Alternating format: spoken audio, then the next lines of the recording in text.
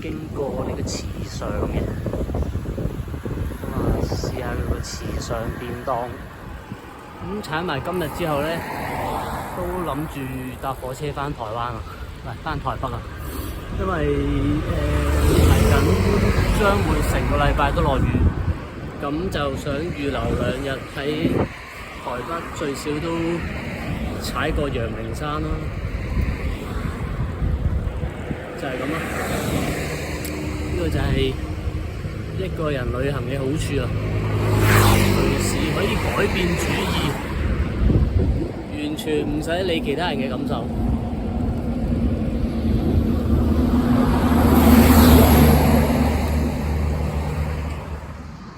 哇，真係好靚！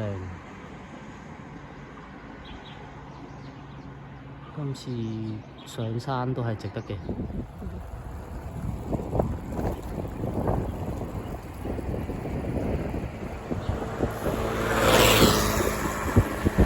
呢個叫鹿鳴啊！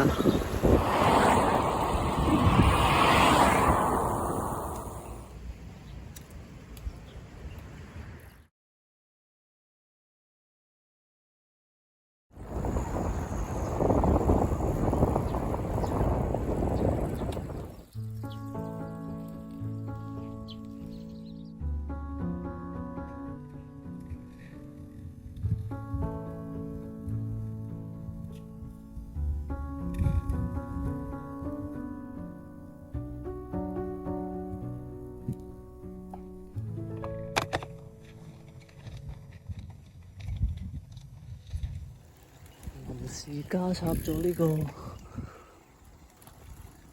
鹿野草原啊，鹿野高台嘅行程。哇，好辛苦啊！爬200幾米都咁攰。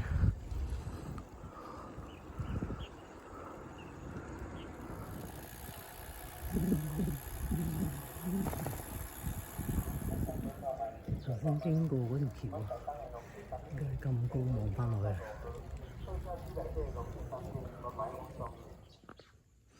好啦，鹿野高台參觀完啦，要走啦。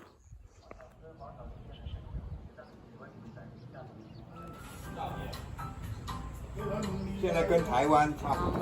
飲完個咖啡，參觀咗老闆嘅一啲古董車嘅收藏，好正啊！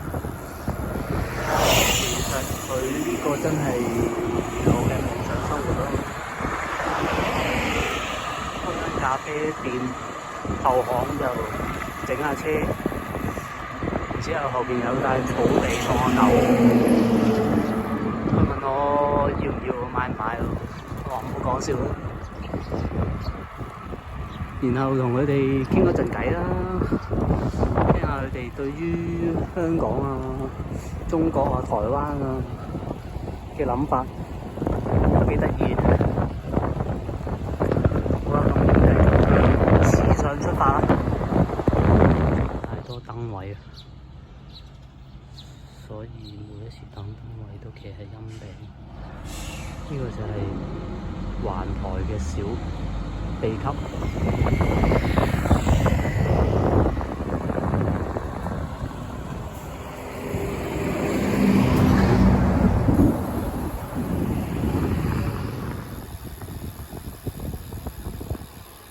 咁得意嘅呢度啲樹名，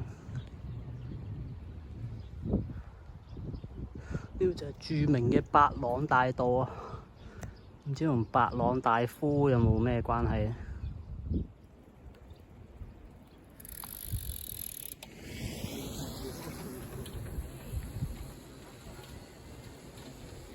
時尚便當，我想食好耐啊！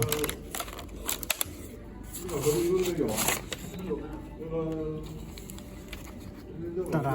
冬池有，冬池還一定會有開的。好熱啊！今日。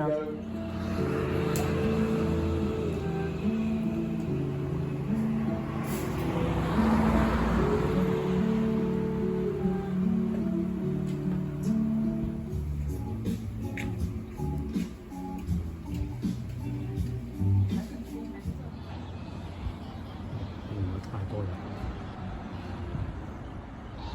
咩料？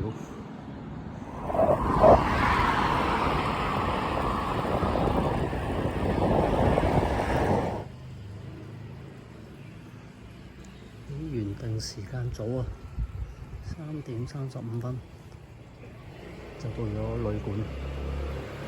早知今日返台北啦，基本上呢晚酒店其實可以唔使訂，